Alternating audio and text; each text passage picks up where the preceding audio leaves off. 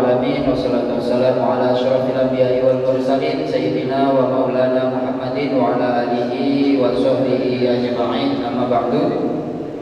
Hadratul muhtaramin, para alim ulama, wabil khusus pengurus MUI, Ketua Umum MUI Provinsi Riau yang terhormat Profesor Dr. Kiai Ilyas Husti MA, alhamdulillah yang sebentar lagi akan memberikan materinya kepada kita. Mudah-mudahan kita bisa menyerap ilmunya dan bisa kita terapkan di masjid-masjid kita. Yang saya hormati jajaran pengurus MUI Kota Dumai, kemudian yang saya hormati takmir masjid se-Kecamatan Bukit Kapur, PMD Persatuan Mubalik Kota Dumai Kecamatan Bukit Kapur yang hadir pada hari ini. Bersyukur kita kepada Allah dengan ucapan alhamdulillah, pada siang hari ini kita bisa berkumpul di masjid yang mulia. Mudah-mudahan hadir kita senantiasa diberkahi oleh Allah Subhanahu wa taala. Ucapan sholawat Allahumma sholli ala Sayyidina Muhammad wa ala ali Sayyidina Muhammad. Mudah-mudahan dengan memperbanyak sholawat kita diakui sebagai umatnya dan kelak akan mendapatkan syafaat. Baik, di sini saya selaku muqassimul awqat, saya akan membacakan profil narasumber kita yang pertama, yaitu Al-Mukarram Profesor Dr. Kiai Haji Ilyas Husti MA. Lahir di Pulau Bayur tanggal 30 Desember 1961. Pekerjaan beliau guru besar Winsuska Riau, jabatan Direktur Pasca Sarjana Winsuska Riau, kemudian Ketua Umum MUI Provinsi Riau, kemudian Ketua Ikatan Keluarga Masyarakat Kampar Riau. Jabatan terdahulu Ketua Umum MUI Kota Pekanbaru, Ketua Harian Badan Pemula Masjid Paripurna Agung Ar-Rahman Kota Pekanbaru, Ketua Pembina Masjid Paripurna Pekanbaru, Ketua Koperasi Syariah Masjid Paripurna Agung Ar-Rahman, kemudian Pembina Sekolah Model Madani Kota Pekanbaru. Luar biasa, dengan pengalaman beliau yang sangat luar biasa ini, mudah-mudahan nanti kita bisa mendapatkan, menyerap ilmu yang banyak dan bisa kita terapkan dalam manajemen masjid kita yang ada di Kecamatan Bukit Kapur ini. Pada hari ini beliau akan membawakan materi tentang membangun ekonomi umat berbasis masjid. Kita sambut kepada Profesor Dr. Kiai Haji Ilyas Husti MA, dipersilakan. Assalamualaikum warahmatullahi wabarakatuh. Alhamdulillahirabbil alamin, nahmaduhu wa nasta'inu wa nastaghfiruh wa na'udzu billahi min shururi anfusina wa min sayyiati a'malina. Yahdihillahu fala mudilla lahu wa man yudlil fala hadiya lahu. Asyhadu an la ilaha illallah wahdahu la syarika lahu wa asyhadu anna sayyidana wa nabiyyana Muhammadan abduhu wa rasuluhu la nabiyya ba'dahu. Yang saya hormati, saya muliakan Bapak Wali Kota kita, Bapak hadir secara fisik, tapi secara spirit dia hadir. Jadi pesan yang saya tadi, ada beberapa agenda yang harus dilaksanakan pada hari ini, tapi spirit saya tetap di sini. Dan tadi komitmen dia itu kita catat. Mudah-mudahan Islam yang saat ini penuh dengan tantangan, baik dari segi internal kita maupun dari segi eksternal, ya, dari segi politik dan lain sebagainya. Dengan support dan dukungan Pak Wali Kota, tentu nanti kita akan dapat menyatu. Sebab sok kita ini tidak boleh renggang. Kalau renggang masuk orang lain, itu juga tidak. Lengah kita masuk orang lain. Sedangkan sudah rapi, kita masih masuk orang lain. Jadi kita harus Pak Ketua MUI Kota Dumai, yang hadir, Pak Ketua juga mendampingi Pak Wali bilang laksanakan karena umarok dan ulama masih sejalan. Tapi selanjutnya juga saya sampaikan di mana wali kota atau simbol kita ini kan umarok, ulama harus jalan. Kadang-kadang bilang filosofi ini di satu segi berlaku, tidak laku. Contoh, kalau ada rusuh-rusuh, ada narkoba, ada kena-kena remaja, ada macam-macam penyakit masyarakat ini. Selalu tanya, ibu di mana? Ibu di mana? Ya, apa kerja ibu di? Ya, mana? Itu biasa itu. Tapi ketika bapak bagi kue, ya, bagi makanan ini, tak pernah nanya ibu udah makan belum? Kan? Tak pernah tanya, Pak. MDI udah makan belum? Bos udah makan belum? Masjid udah makan belum? Jadi kalau betul-betul sebelum kita ini mitra antara ulama dan umarok, maka bermitra terus.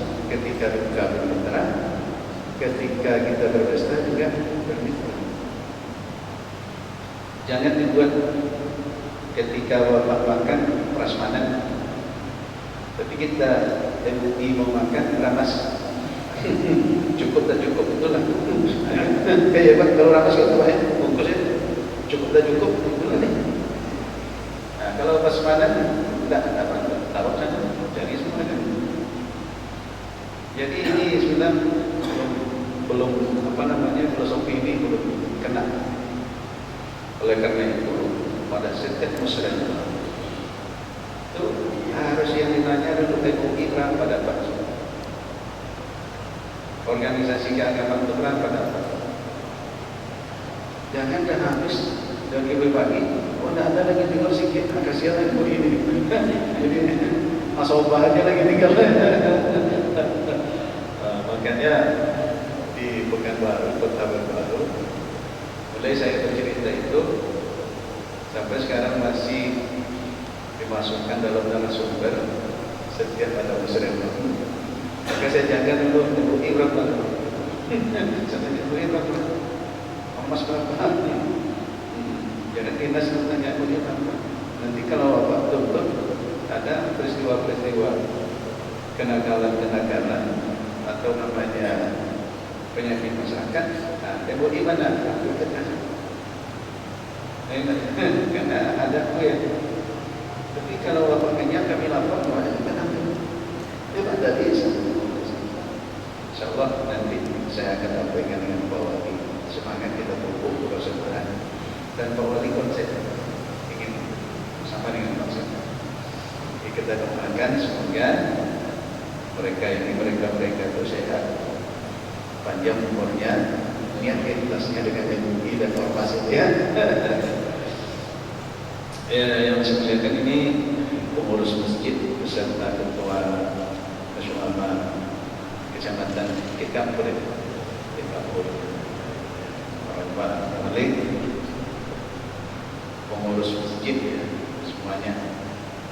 Istimewa ini Pak Ketua MDI, Pak Asman, DNI, Dewan Masjid Indonesia.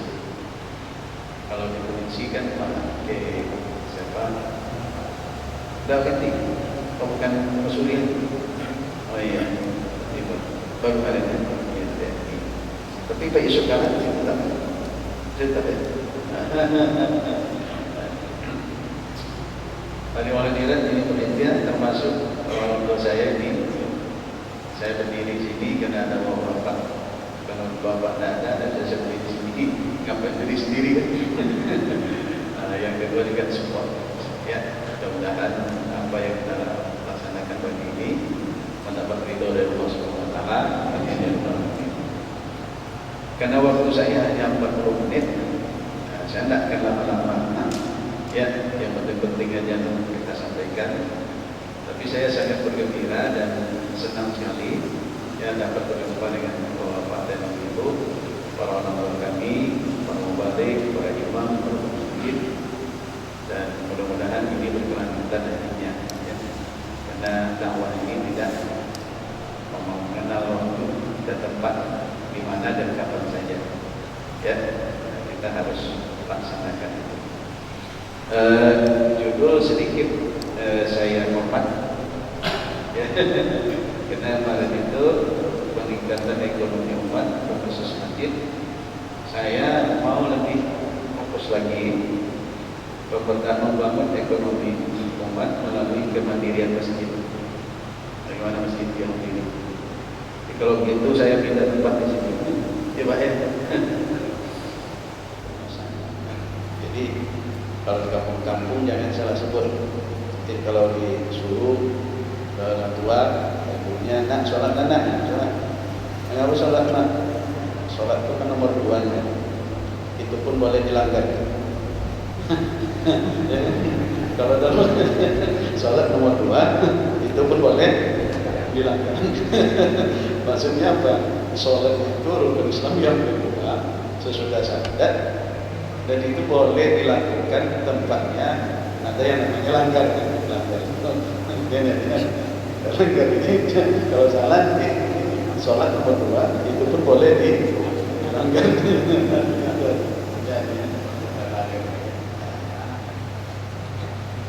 Kata masjid nanti kalau ingin lebih mendalam coba cari, ada 28 kata.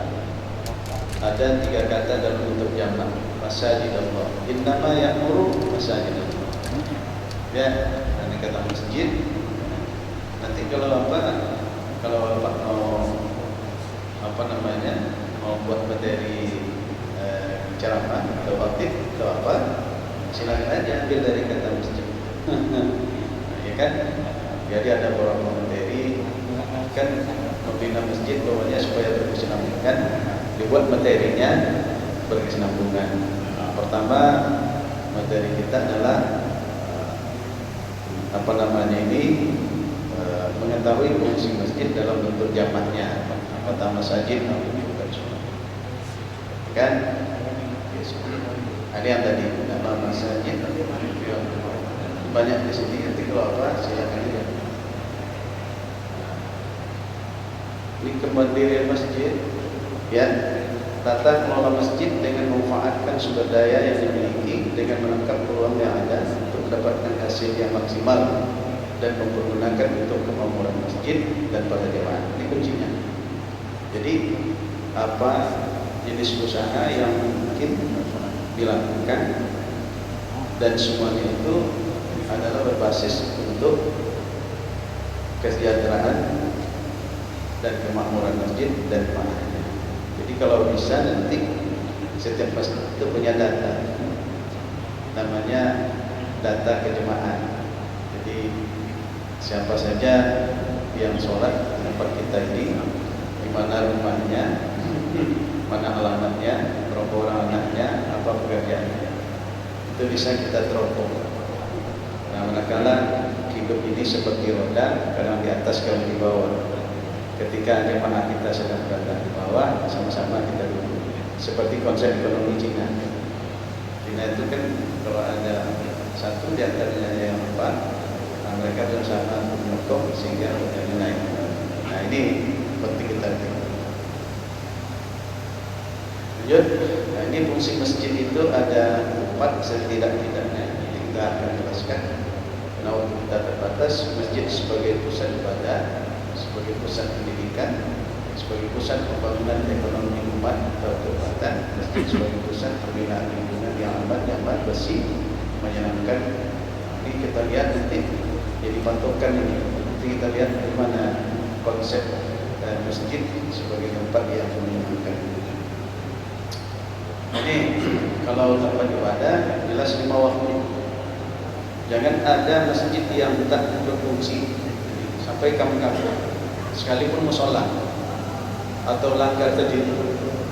Jadi 5 waktu harus berfungsi. Gimana caranya? Ini harus ditanam.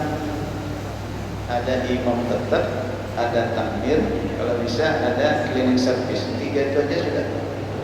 Ya, ada yang menjadi imam supaya nanti jemaah yang datang ketika sampai masjid imam tak ada. Nah ini kan orang pulang.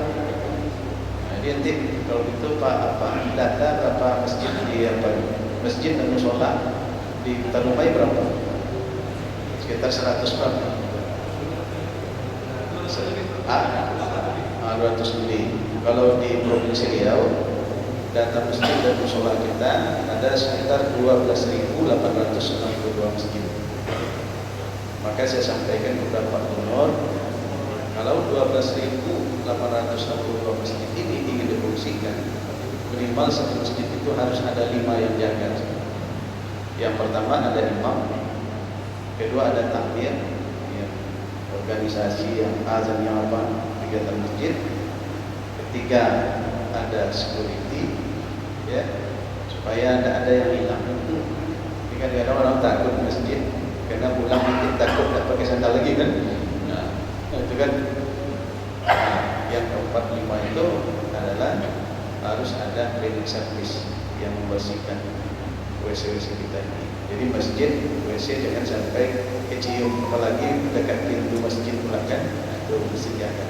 Kalau 5 orang saja diangkat, saya sudah perkirakan dikali 12.862, ya, kali 5 itu berarti hampir sekitar 80.000 tenaga kerja yang diangkat, ya, 80.000. Nah, gitu. Kalau masing-masing masjid kita bina, karena di Banbaru di provinsi itu ada namanya Quran Center. Satu masjid kita bina untuk 2 orang hafiz, 1 orang hafiz, 1 orang hafizah. Nah, ya. Jadi yang berbakat pembina berarti 2 kali 12.862, ada sekitar hampir 26.000 per tahun. Kali semasa bapak ini 5 tahun. 5 tahun kali 100 kali 26.000 berarti hampir sekitar 130.000 orang yang hafiz dan hafizah. Kalau semuanya itu berdoa untuk bapak, saya bilang bapak itu sudah naik jet ke surga. Tidak perlu singgah-singgah langsung terbang ke surga, ya kan? Gitu juga kita ini yang Pak Wali juga bisa sampaikan. Gimana program ini? Tapi itu nanti ditindaklanjuti oleh kita. Ya, MUI, masjid, macam buat program itu sehingga nanti itu bisa dilaksanakan oleh pemerintah melalui APBD.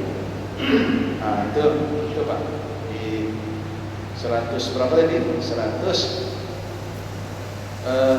ya, 100 berapa Pak Usman? Jumlah masjid sini 220. Taruhlah nanti tahun 2022 ini kita usulkan 30% saja, berarti sekitar 60 orang diangkat.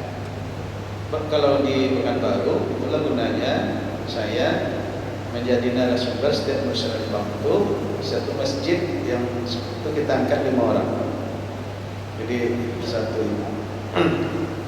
satu takmir, 2 orang ya, 2 orang satpam, kemudian 1 orang cleaning service.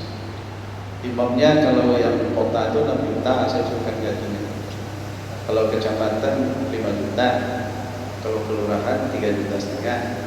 Kalau pegawai itu rata-rata semuanya 2 juta 500. Potong PPh-nya apakah 2 juta 400 sekian. Itu menurut saya sudah agak. Dan sekarang sudah ada 99 masjid yang ada di Pekanbaru. Kemudian ada imam yang diberikan insentif. Jadi hanya imam saja. Itu ada 549 orang imam yang diberikan insentif. Ternyata tidak membuat bangkrut kota, tapi bisa naik APBD-nya.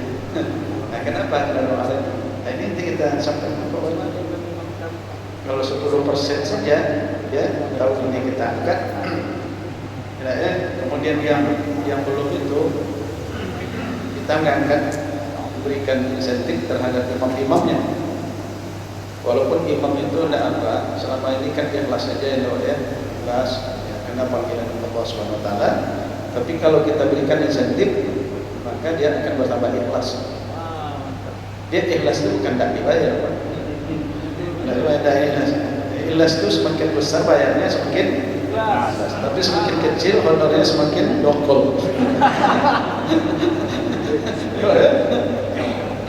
Nih, ya.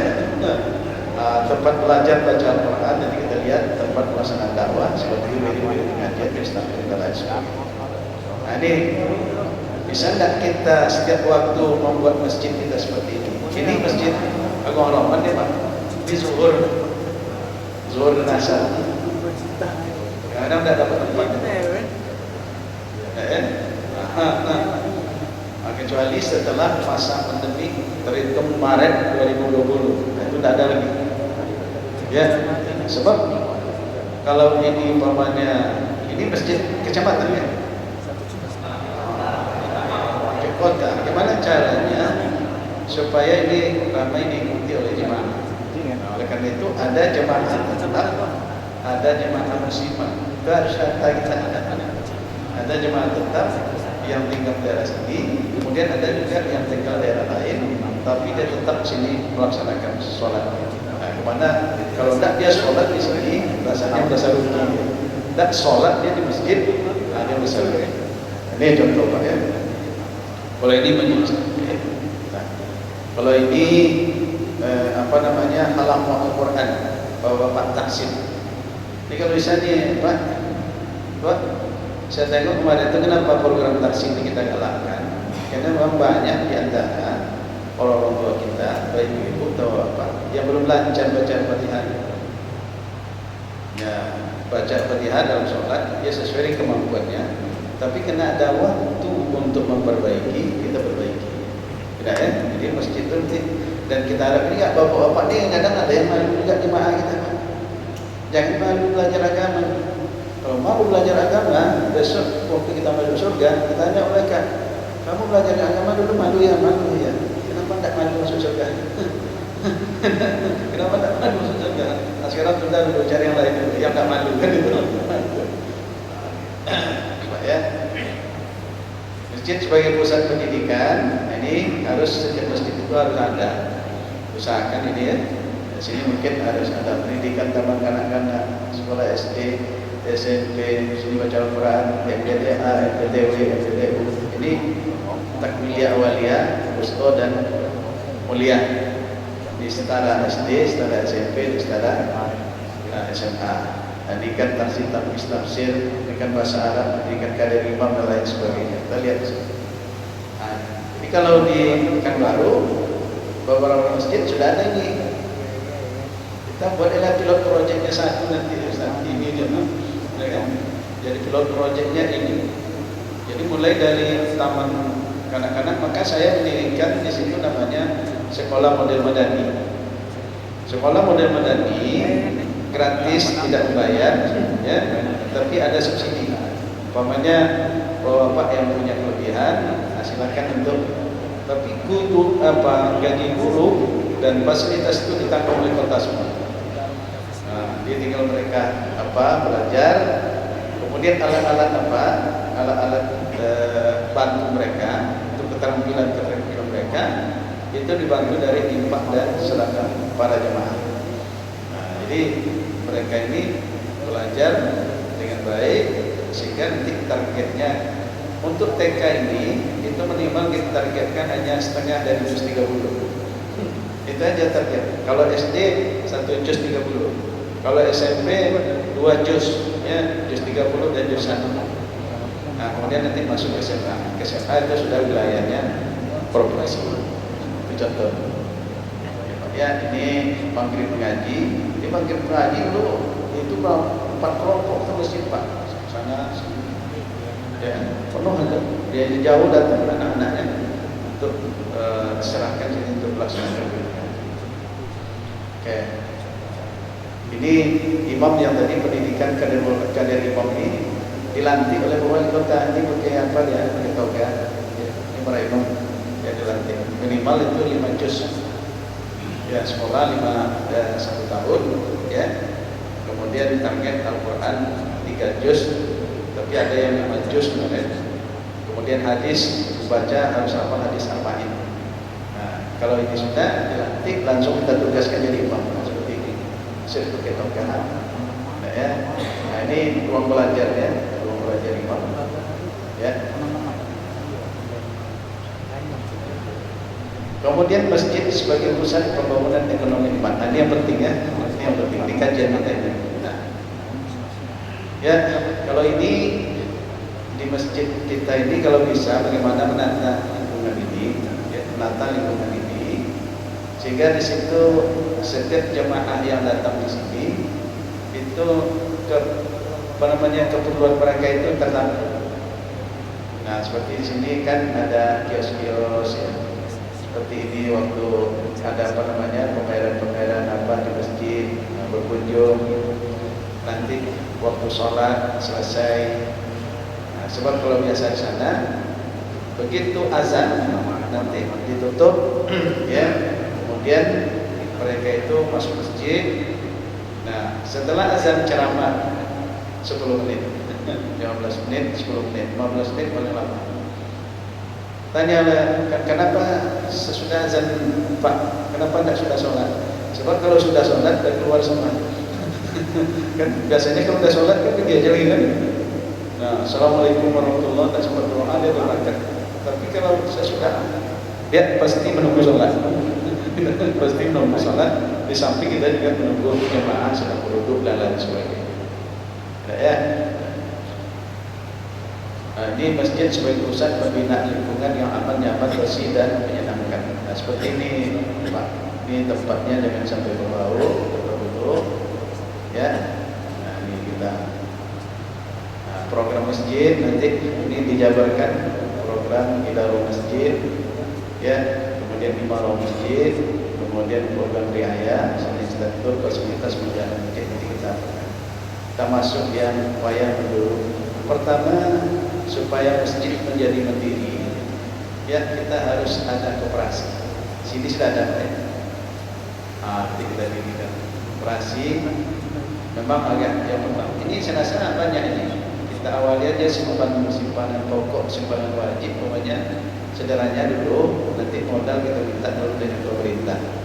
Ya Pak ya, minta pemerintah. Jadi untuk mendirikan kalau tidak ada, ya kan tidak akan bisa. Karena nanti koperasi itu dari kita, oleh kita untuk kita. Jadi dari kita, oleh kita untuk kita.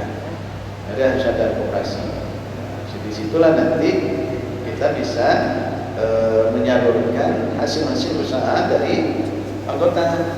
Nanti kita lihat apa saja yang punya keterampilan di situ. Keterampilan buat apa namanya ini, gopek apa namanya?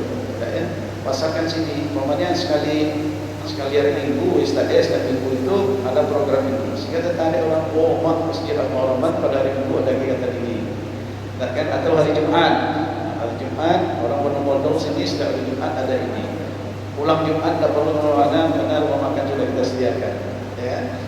Tapi satu yang harus dijaga, harus memperhatikan lingkungan dan kebersihan. Seperti Istiqlal sekarang. Istiqlal itu memang kedudukan beragam-beragam itu ya. Nah, sekarang sudah dibersihkan. Parkir sudah ke bawah, sudah mulai tertib lagi. Ya. Nah, ini contoh, ya. Contohnya ini. Ada tak kerajinan seperti ini? Nah, nanti kalau supaya ini diyakini oleh orang, maka perlu disertifikasi. Nah, ini orang kalau kita tidak apa-apa makan itu. Tapi kalau tempat orang Arab ke sini, ini apa? Udah nih kan ya kan? Nah, ini tidak ada sertifikatnya, berarti tidak ada.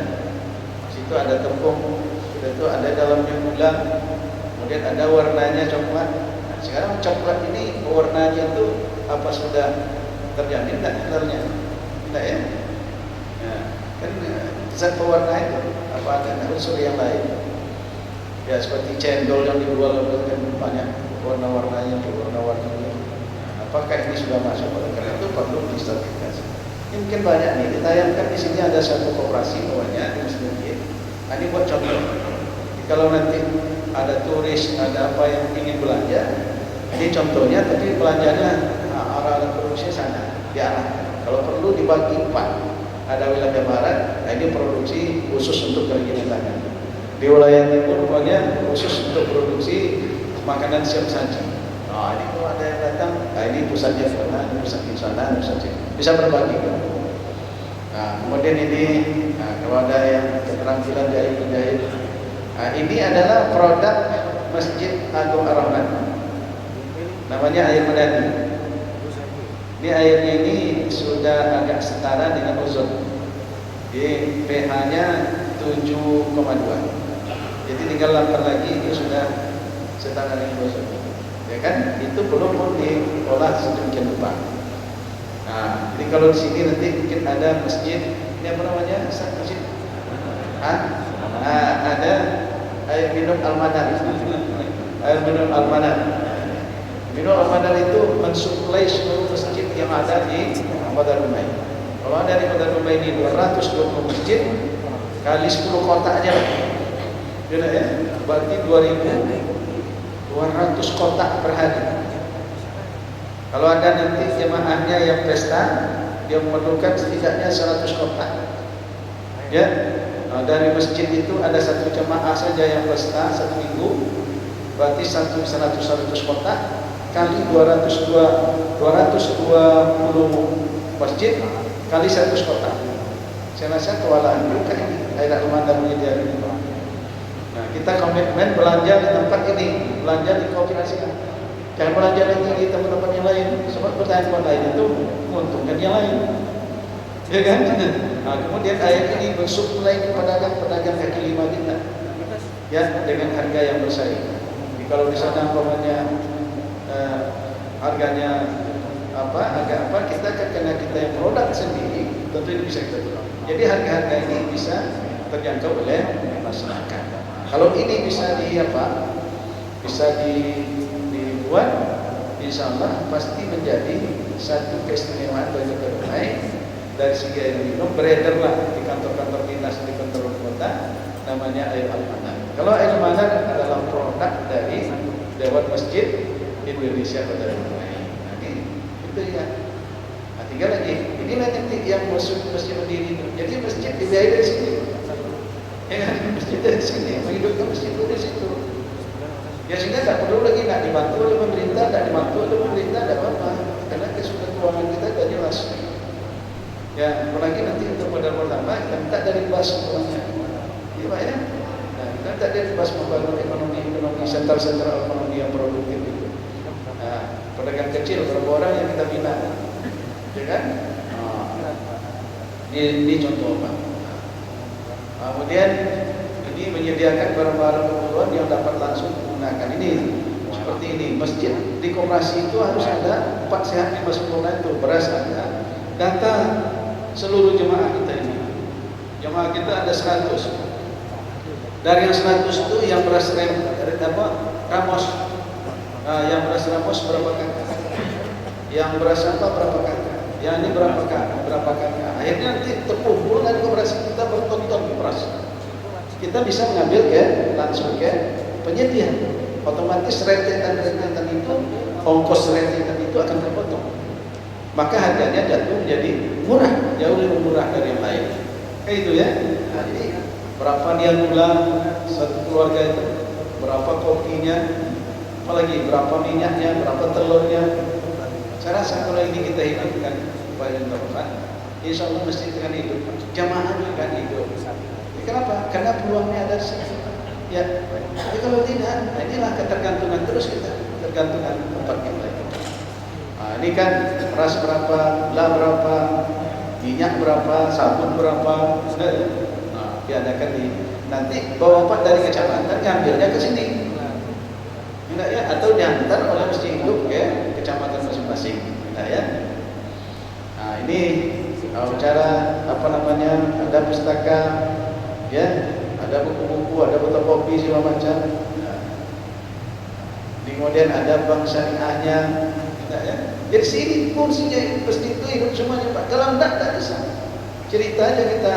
Nah, ini ada umpamanya, ada di sini lengkap koperasi, ada tempat makan, ada jualan.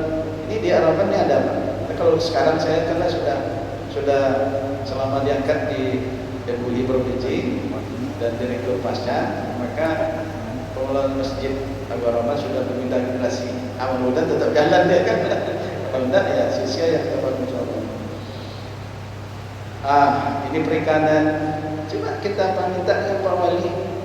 Pada ada lahan yang bisa kita kelola. Kecamatan ini mana lahan? Kecamatan mana lahannya? ya kan? Kerjasama dengan BMU, kerjasama dengan perikanan, bibitnya dari perikanan, yang buat lahannya dari BMU, disupport oleh wali kota. Selesai itu Pak. Jadi bapak-bapak dan ibu-ibu jamaah masjid, ya, tidak boleh lagi ikan di tempat lain. Kita sudah menyediakan, mau patin ada, mau ikan mas ada, mau ikan apa lagi itu yang biasa di restorannya, kenapa enggak? Ada lauk itu. Ikan yang sering yang sering dibakar-bakar orang tua. Gurame itu ini bisa disediakan di sini. Ya kan? Tinggal lagi bentuk kelompok jemaah ini udah bapak konsen di ikan, ini konsen ikan, ini konsen ikan, ini konsen ikan. Nanti keperluan jemaah yang benar. Nah, insyaallah keuntungannya masuk jemaah itu disebut tadi proses dari kita, oleh kita dan untuk kita. Nanti dibuat mungkin dari MUI, mungkin dengan DLI, dengan Pak Wali buat kerjasama. Nanti untuk bibit ikan ini dari pertanian, dari perikanan. Kemudian untuk pengelolaan kita minta dari BU dan dari instansi yang terkait. Itu mudah. Di peternakan pokoknya ada lahan di rumah ini kan banyak Pak ya, banyak lahan di rumah ini. Ini kerjasama dengan peternakan. Berapa bibit yang bisa kita pakai ayam pokoknya. Sekarang kan satu kali panen ini berapa keuntungannya? Tidak ya? Berapa untuk mengelola, berapa untuk jemaah? Kita perkuat modalnya. Sekarang kalau ayam ini menurut saya ya, di mana-mana pun ada perlukan ayam. Tidak ada. Bahkan banyak orang yang kekurangan kan. Celele ini perlu ya. Tabina beberapa celele yang ada di sini memasukkan ayamnya dari kita. Ya di data itu. Tidak. Penjual celele masukkan jemaah kita. Jadi produk kita kasih ke mereka yang masukkan, hanya mereka juga dapat, kita juga dapat. Nih, begitu juga sapi kan banyak juga sekarang nih. Kita memelihara sapi, apakah sapi perah namanya atau sapi ternak namanya, kita cari lahan kerjasama. Ini mesti nanti kerjasamanya dengan dinas peternakan. Nah, itu banyak itu. Kan kadang orang peternakan ini dinas itu kadang bingung juga dia mau diapakan ya, karena programnya. Ya, di perkebunan kita minta. Kami kemarin dari Santri Tani Nahdlatul Ulama itu meminta dengan Pak Wali itu ada sekitar berapa? 5.000 hektar. Ya, 5.000 hektar. Kita akan tanam rencananya sesuai dengan kondisi tanah yang ada di sini. Umpamanya bisa dengan aren. Sekarang yang keren itu kan aren Pak ya. Aren itu satu batang itu setidak-tidaknya satu hari menghasilkan 20 liter. 20 liter satu hari. Kalau kita tanam saja 10 batang per orang jemaah kita, ya di lahan kita yang kosong, tanam 10 batang, berarti kita satu hari menghasilkan 10 kali 20 liter, 200 liter. Kalau di pasar di Pekanbaru itu dijual orang 30.000 per liter. Taruhlah kita dari sini pemasok, kita cukup jual 10.000 aja per liter. Benar ya? 200 liter dikali 10.000 itu berapa itu? 2? Nah, mana dapat gaji 2 juta Pak sebulan? Berapa itu? 2 juta kali 30 bulan 60 juta. Hanya 10 batang ayam. Itu ya? Nah, belum yang lain-lain lagi Pak. Masjid punya berapa? Kita cari lahannya.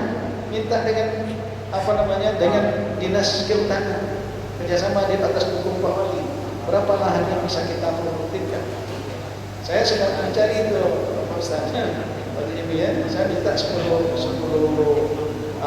hektar. Tapi yang 5 hektar Pak Wali untuk ibu-ibu gizi bilang yang 5 hektar untuk ibu-ibu anggota rumah. Nanti kita tanam apa? Entah sawit, entah aren, entah apa. Ya, nah, produksinya nanti biaya operasional organisasi itu bisa datang dari situ. Ya, jadi itu yang dari kita, oleh kita, dan cobalah ini nanti mengurus masjid rapat lagi, ya, bagaimana caranya mengelola lahan tidur yang ada di Dubai.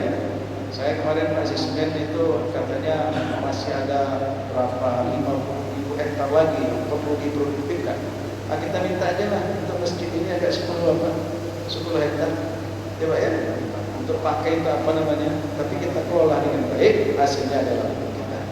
Ini saja Pak, sekarang itu berapa ini? Kami kemarin menanam itu sekitar 5 hektar.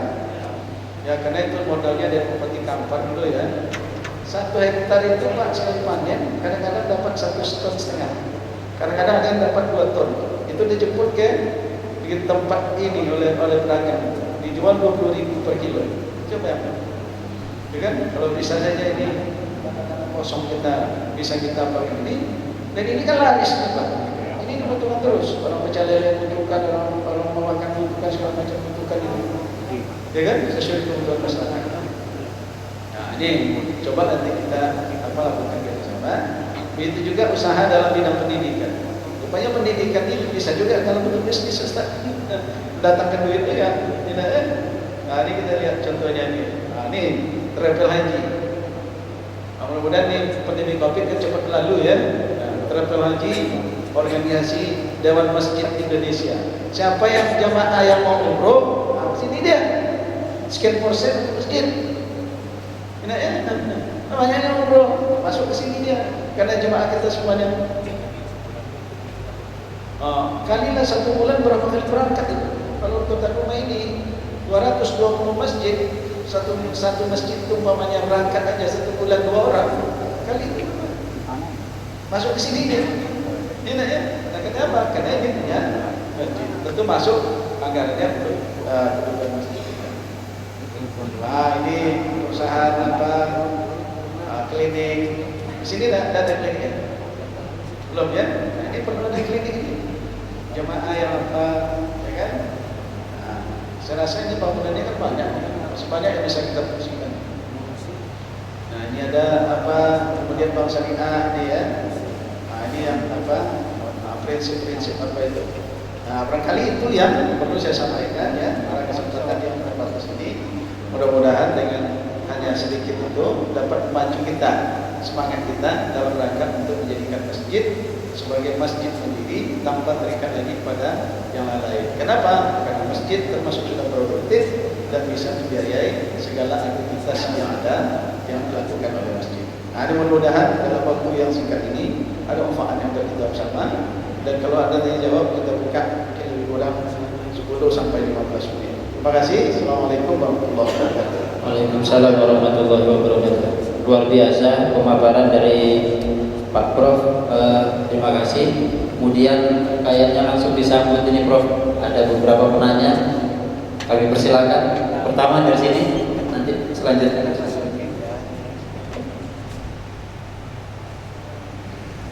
Assalamualaikum warahmatullahi wabarakatuh. Pak Prof. Dr. Hadi, setelah seluruh jamaah dari berbagai masjid Kampur yang berhormati, izinkanlah saya nama Hasan Rashid dari Masjid Al Mubarak Kenas. Masjid kami baru berumur tahun 2009. Alhamdulillah dari kegiatan imamnya satu minggu itu full kegiatan malam maupun subuh dan terus. Kalau apa yang Bapak sampaikan masalah penumbuhan tempat masjid sebagai pembiayaan ekonomi umat, peluang-peluang di rumah itu banyak. Bisa apa yang saya katakan, tanah kosong banyak. Kami tidak akan bicara di masjid lain terus di kami. Masjid kami itu dalam satu RT itu 183 kakak. 50% itu sebagai jamaah tetap. Lingkungan atau tanah pekarangan masjid 40 kali 40 itu yang sangat potensialnya Pak. Kami mempunyai sumber air yang cukup banyak karena terbukti dengan 2 meter air yang tumbuh aja tidak pernah kering, bahkan ada semacam jurang yang mungkin di situ sumber air. Semenjak menjadi masjid kami sudah berpikir kita masjid jangan terlalu mengandalkan, terlalu sering membuat proposal, menadahkan tangan. Kita harus berusaha, mempunyai usaha. Salah satu usaha yang menjadi pemikiran yang terdekat yang kami pikirkan dari kawan-kawan yang banyak membuat usaha air minum, apalagi di daerah kami Bukit Aswa, hampir 20% rumah kosong karena air tidak ada.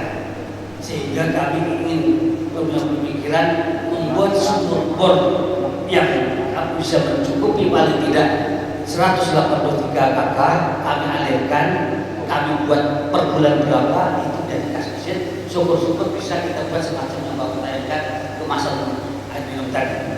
Cuma 2 kali kami membuat proposal baik melalui Kepsus maupun dari Pemda, minta tolong dibuatkan, dibantu sumber air, Pak.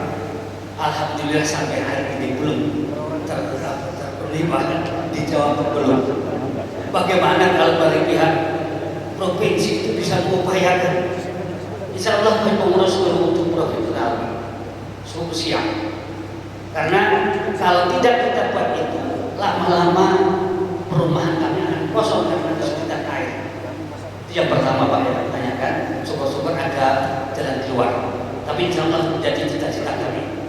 Yang kedua Pak, untuk melaksanakan usaha-usaha yang Bapak sampaikan tadi, perlu ada penguatan manajemen dari masjid sendiri Pak.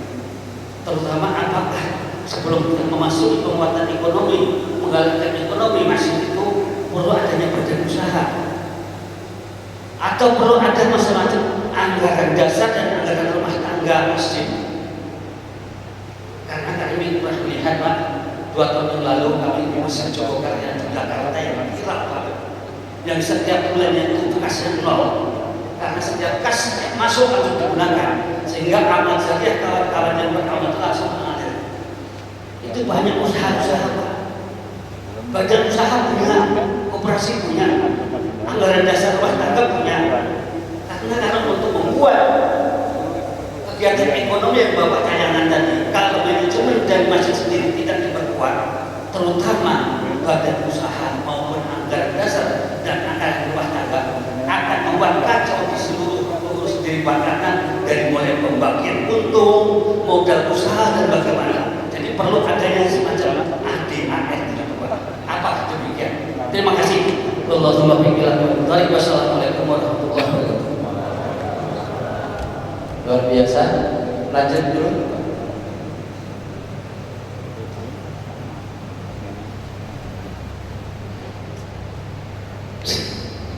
Bismillahirrahmanirrahim. Assalamualaikum warahmatullahi wabarakatuh. Nama kami Irwanto. Tentunya kami ingin bertanya sedikit Pak masalah kemakmuran masjid.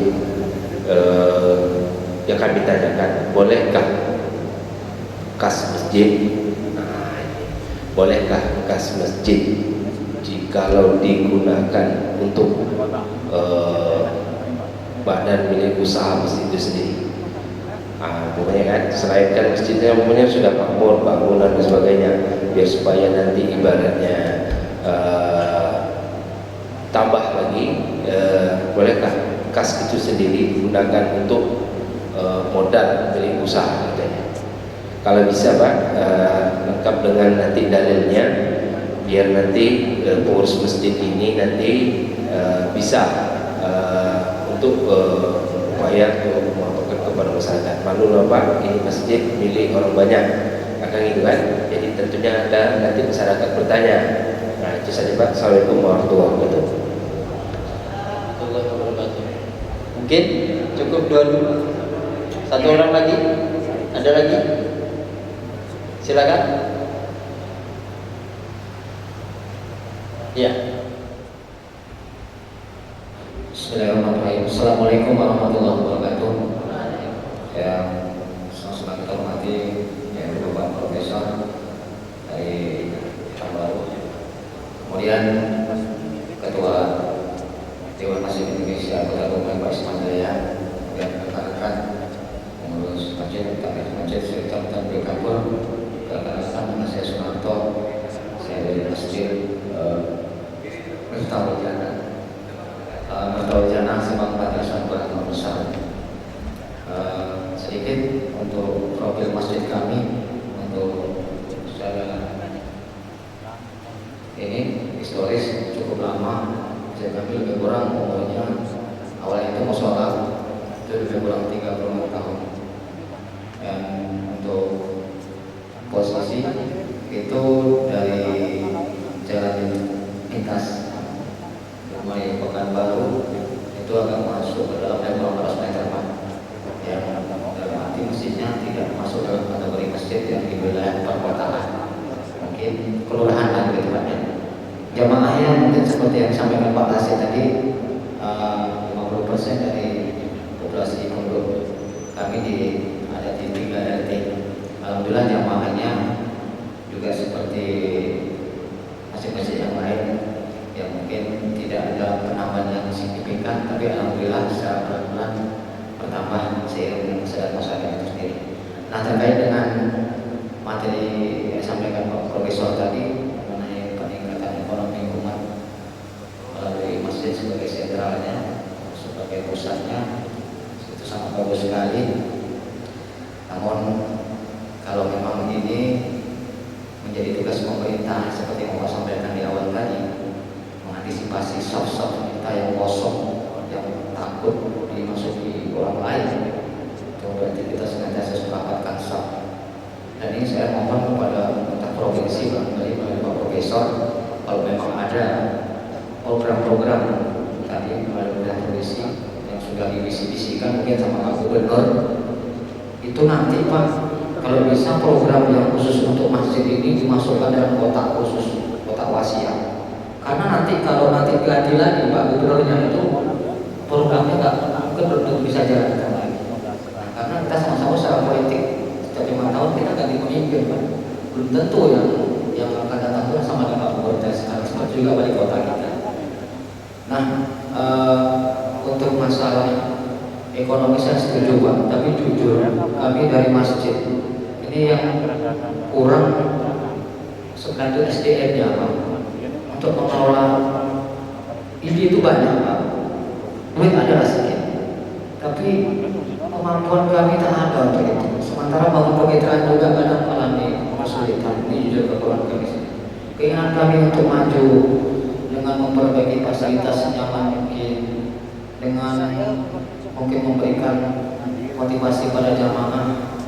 Ya, artinya ketika dia sholat itu dia tidak mengingat lagi yang di rumah nanti makan apa atau segala macam. Bila setengah mungkin itu sudah kami pikirkan, tapi itu tadi apa daya barangkali perlu bimbingan, perlu support juga.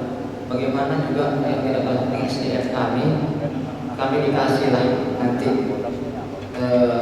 mungkin entah melalui program apa.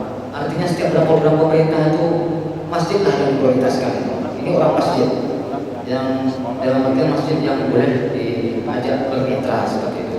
Mungkin itu yang bisa kami sampaikan. Waktu ini Gus Mustawajana. Terima kasih. Assalamualaikum warahmatullahi wabarakatuh.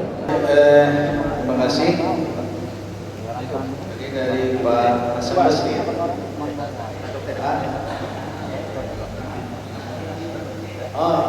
kasih. Terima kasih. Memang untuk memulai ini kan perlu kerja keras, dan memulai sesuatu itu harus ada dasar. Maka yang pertama saran saya memang tuntaskan dulu ADRT dan ADRT masjid. Maka kalau kita lihat nanti di ADRT itu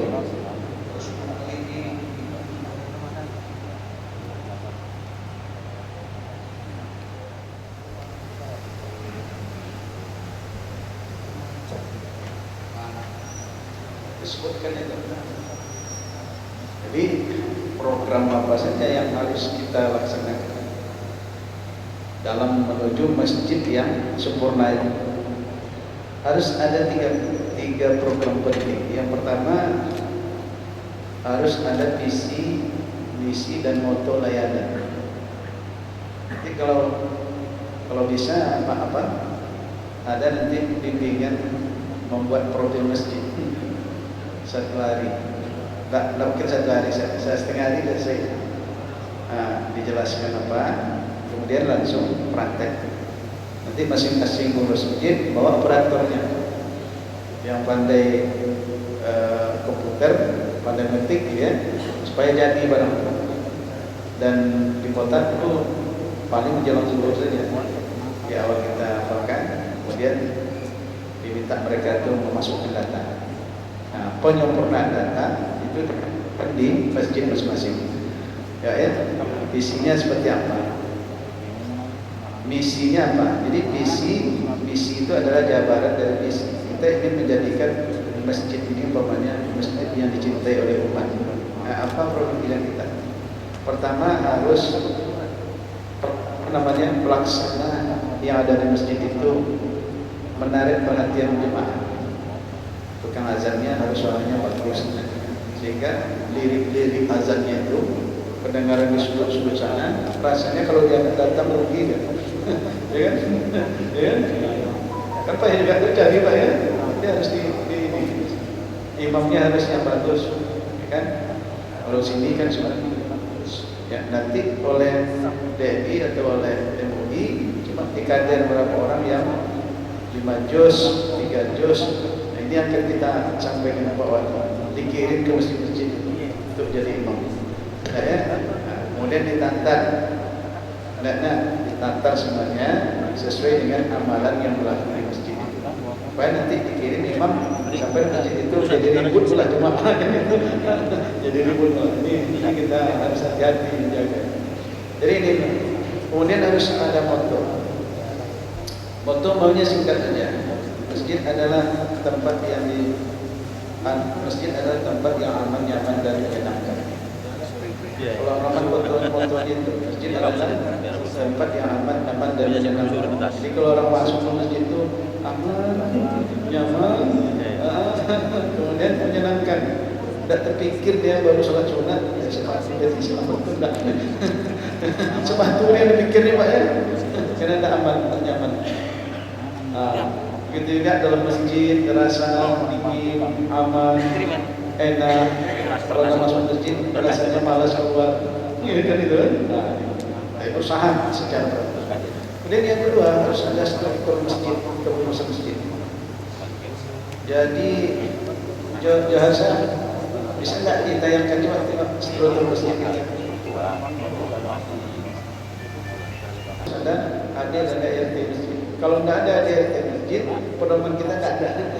Nah, kira-kira kita maju. Coba lihat strukturnya. Yang terbaru.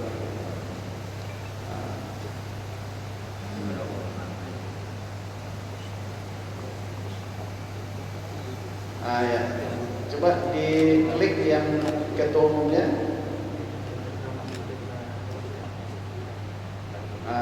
Jadi begitu gambar diklik, coba nanti akan keluar CV-nya. Coba enggak CV-nya. Coba lihat ketualiannya. Klik di ketualian.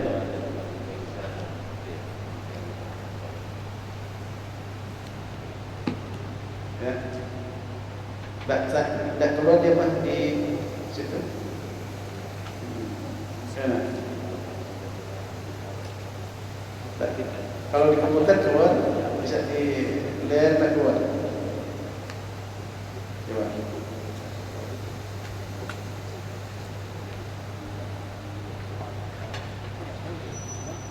Gitu. Jadi diklik fotonya tadi, nanti keluar situnya.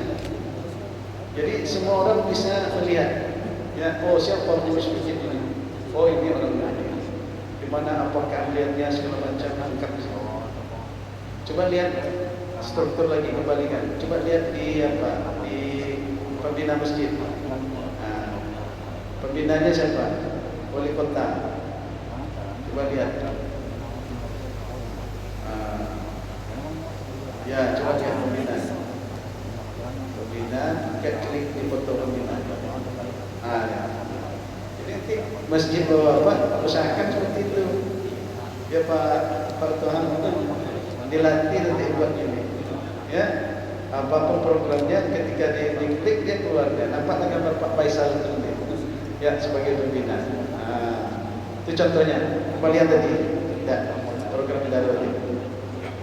Jadi itu Pak ya. Jadi pertanyaan pertama, memang wajib buat ADRT sebagai dasar kita untuk melakukan kegiatan. Kalau tidak ada ADRT, nanti bagaimana caranya organisasi masjid itu disebut sebagai satu organisasi yang sah. Karena biasanya itu programnya. Itu Pak ya. Terus kemudian ada kesekretariatan, ada kejemaah, ada SDM dan coba lihat ini contohnya. Ini contoh untuk ADNT Pak ya. Nah, dan buat dulu profilnya. Nanti ini bagian baru. Coba lihat kesekretariatan di bawah kita. Jadi orang bisa membaca di mana dan kapan saja dia akan muncul seperti itu. Nah ini yang lurus terus bawahnya, ya terus bawah, terus ini Pak yang dapat. Nah ini badan pengelola terus. Nah ini kejemaah, ini harus ada administrasinya. Jadi masjid kita itu sekte hitung Pak. Jemaahnya antara 400 sampai 500 orang pada waktu zuhur dan asar, 200 sampai 400 orang pada waktu maghrib dan isya dan subuh. Ya, subuh ini biasanya akan kurang, kecuali hari Senin. Karena hari Senin itu ada pengajian tafsir oleh Mustafa Umar. Itu biasanya dari Malaysia, dari Singapura, itu datang deh Pak. Hari Jumat datang ke Pekanbaru, terus belanja Bukit Tinggi. Hari Minggu dia pulang, inap semalam subuh dia sholat di sini. Gimana caranya nanti itu bisa setiap ada tamu-tamu yang datang ke rumah ini yang muslim, sholat subuhnya di sini atau sholat maghribnya di sini. Ya terus. Nah, ini kan di warung berikutnya terus. Nah ini imamnya, ini imam kita, ini imam 1, imam 2. Nah, nanti kan kalau dia apa, dia akan keluar itu. Bagaimana prestasinya? Terus. Nah ini takbir kita 3 orang yang buat jadwal, yang azan, yang muazzin, yang macam, nah, yang mengatur kegiatan mereka. Terus.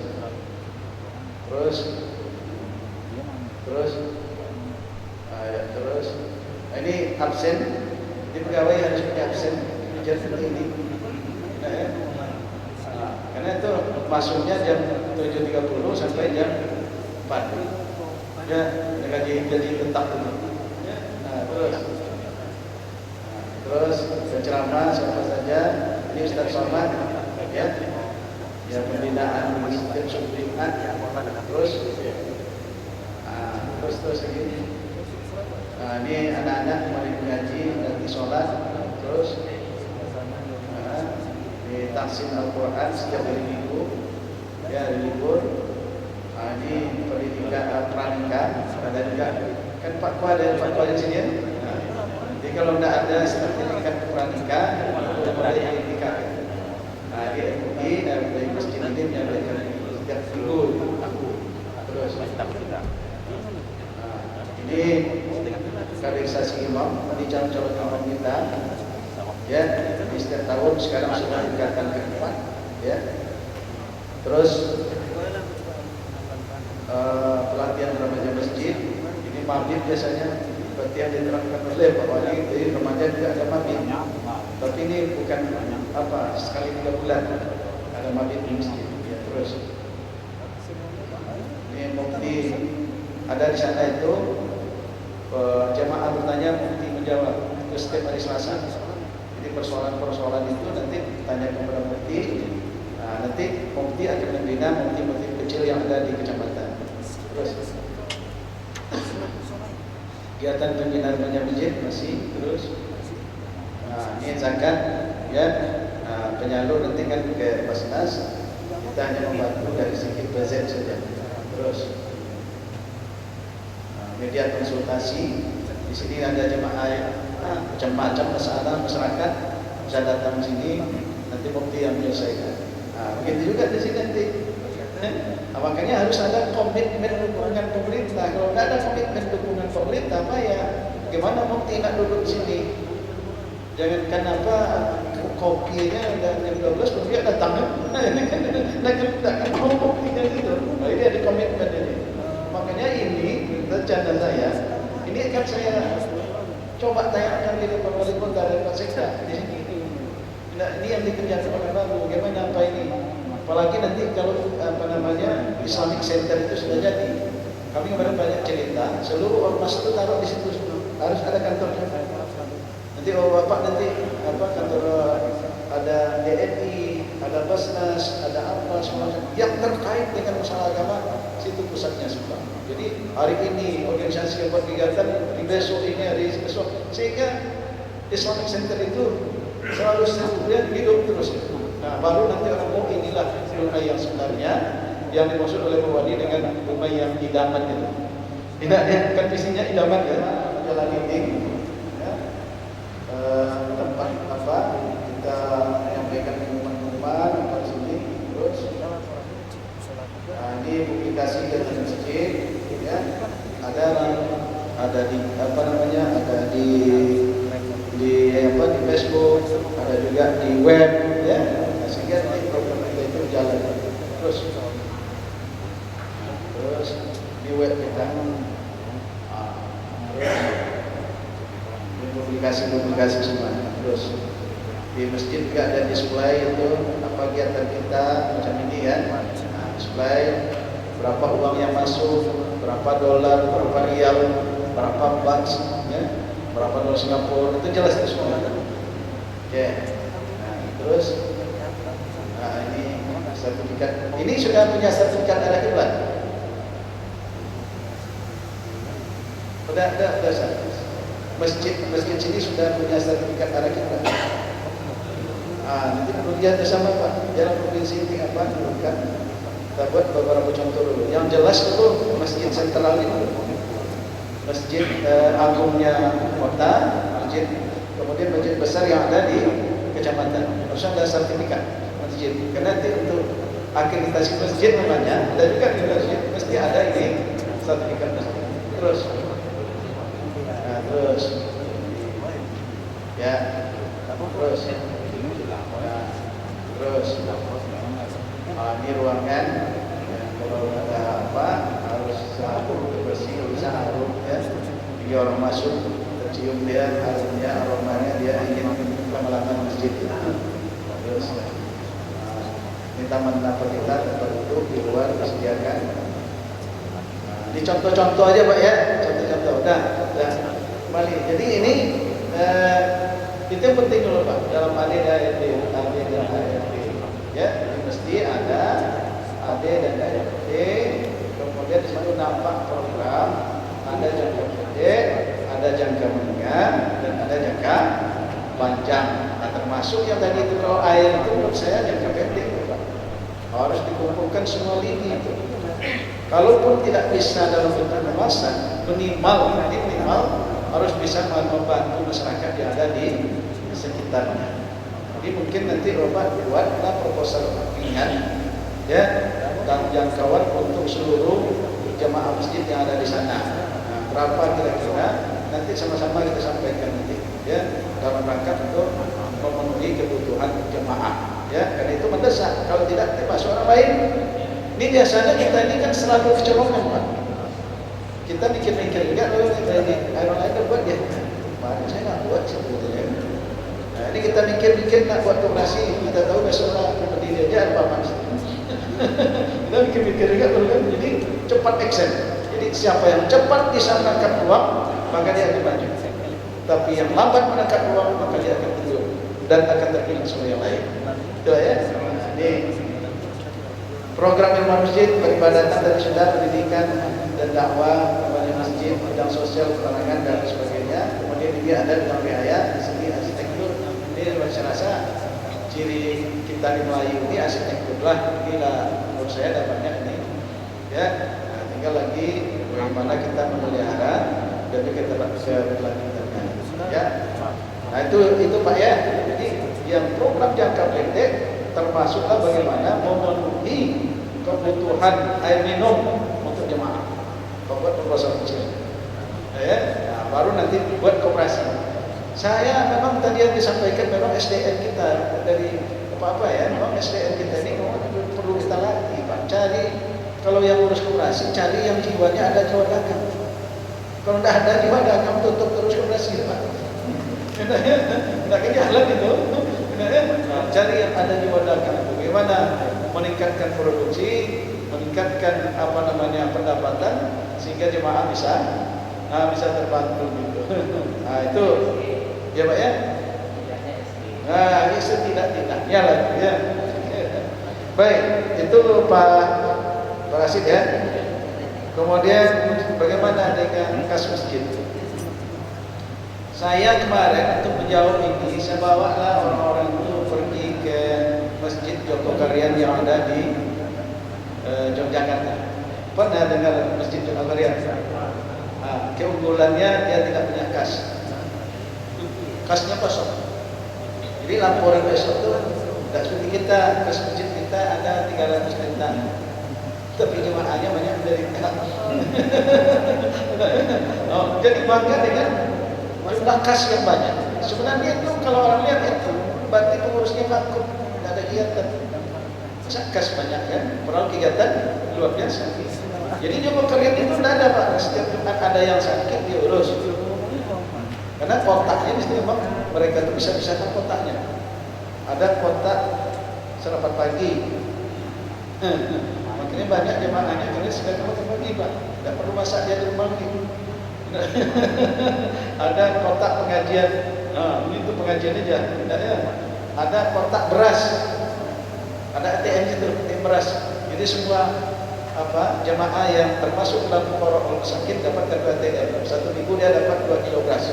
Jadi ambil keluar 2 kilo, jadi minggu tidak kan. Kalau dia masuk lagi tidak akan keluar beras. Kena jatahnya ada 2 kilo gitu kan.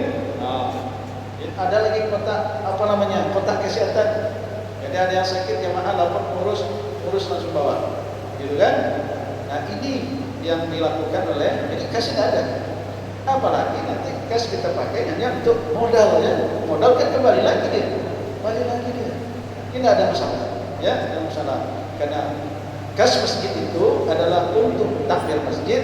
Di antara program takmir masjid itu adalah membangun masjid dan membangun jamaah masjid. Membangun jamaah masjid, membangun ekonomi masjid. Membangun ekonomi masjid, masyarakatnya makmur. Nah, itu urus masjid. Ya. Nah, ini mungkin agak berat juga nih kerja kita nanti ya. Tapi kalau kita bersama, insyaallah. Nah, yang terakhir dari Papa, profil masjid jadi banyak saran-saran yang disampaikan oleh Pak Sudarto ya. Saran-saran saya rasa dicatat oleh Pak Sekretaris. Ini setelah ini mesti ditindaklanjuti dengan rapat kerja Majelis Ulama dan Dewan Masjid Indonesia bersama dengan Basnas ya, supaya ini bisa jalan. Kalau tidak nanti pertemuan kita hari ini itu akan menjadi pertemuan yang hanya dicatat tetapi tidak ada implikasi di belakang. Jadi rapat kerja segera laporkan dengan Pak Wali hasilnya, karena Pak Wali yang buka tadi. Nah, apa hasilnya laporkan. Ini rekomendasi yang disampaikan baik oleh narasumber maupun juga oleh jemaah. Mudah-mudahan apa yang menjadi harapan kita ini akan bisa terlaksana dengan baik dan masjid itu betul-betul menjadi tempat yang dirindukan oleh jemaah baik untuk beribadah maupun untuk membangun kesejahteraan jemaahnya. Barangkali itu ya Pak ya. Dan Pak Ketua, saya juga tidak bisa lama ya kan, ini sudah selesai ya. Saya akan balik ke rumah baru karena tadi sudah ada yang telepon. Ini pertemuan jam 1 ya, jam 1 nanti kalau berangkat untuk membicarakan master plan-nya. Bahkan ada pembangunan Quran Center. Kemudian juga ada program kita itu adalah percepatan destinasi wisata halal di Provinsi Riau. Jadi Riau ini sekarang ranking 3 Pak. Tempat yang paling ramai tempat wisata halal itu Riau nomor 3. Nomor 1 itu Mataram, nomor 2 Aceh. Nah kita dengan fasilitas yang masih kurang, insya Allah tahun ini bisa kita lengkapi dan tentu nanti grade kita akan naik. Kalau tidak menjadi 1, 2 lah ya. Dan Mataram itu memang bagus ya, Mataram itu bagus. Pak Kapolda cerita dengan saya, ketika dia selesai sholat Idul Adha, kemudian dia cari makan, mampirlah di sebuah restoran. Dia masuk ke restoran itu, diperhatikan aja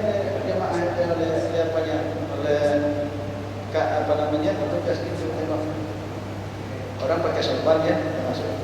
Akhirnya manajernya datang berkata, Taizul mohon maaf ya Pak, ini bukan rumah makan muslim, tapi rumah makan non muslim.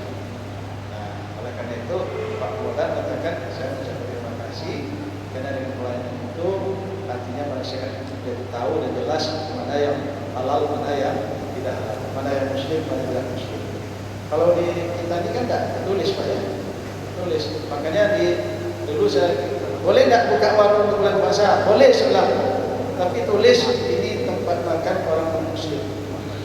Saya masuk ya kan non muslim. Silakan buka, silakan, tapi tulis tempatnya itu. Ini adalah tempat makan orang non muslim. Nah, masuk berarti dia non muslim. Tidak non masuk. Baik, terima kasih. Assalamualaikum warahmatullahi wabarakatuh.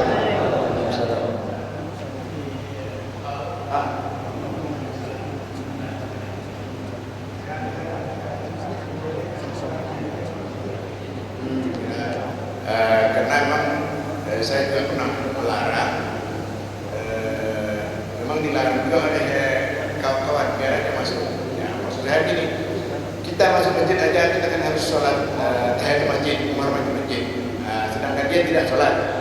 Ini bagaimana kira-kira menyikapinya? Ya, ada dua kasus. Kasus pertama ketika Presiden Clinton datang ke Indonesia. Nah, ya, Presiden datang ke Indonesia, dia bertanya bagaimana perkembangan umat Islam di Indonesia. Simbol-simbol yang dipakai oleh umat Islam itu apa? Akhirnya oleh Menteri Agama itu dipersilakan melihat bagaimana umat Islam melihat ke masjid. Kalau masjidnya itu bagus, masjid itu indah, masjid itu bersih, berarti jamaahnya adalah orang yang tertib, orang yang bersih, dan orang yang punya semangat tinggi. Oleh karena itu dibawalah Clinton berkunjung ke Masjid Istiqlal. Masuk dia, boleh dia, ya kan? Bagaimana keindahan? Ada dua misi di sana. Misi pertama, Kementerian Agama pemerintah Indonesia ingin memperlihatkan bahwa Indonesia ini damai karena diikat oleh satu ikatan yang namanya masjid, ya kan?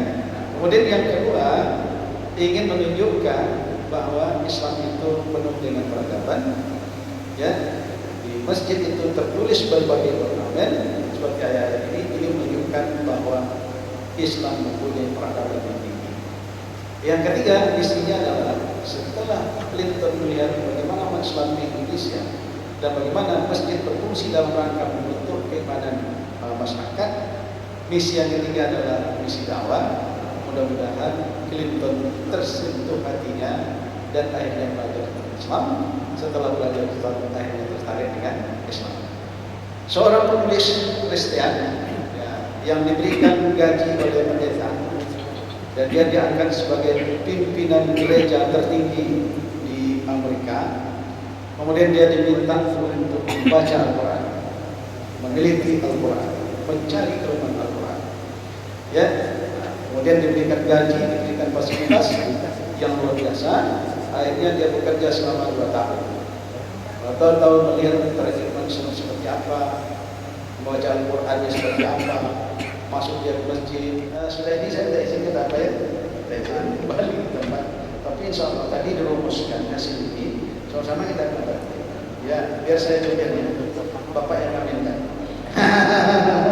Ya kan itu kalau tidak ada yang ngaminkan, bayar juga.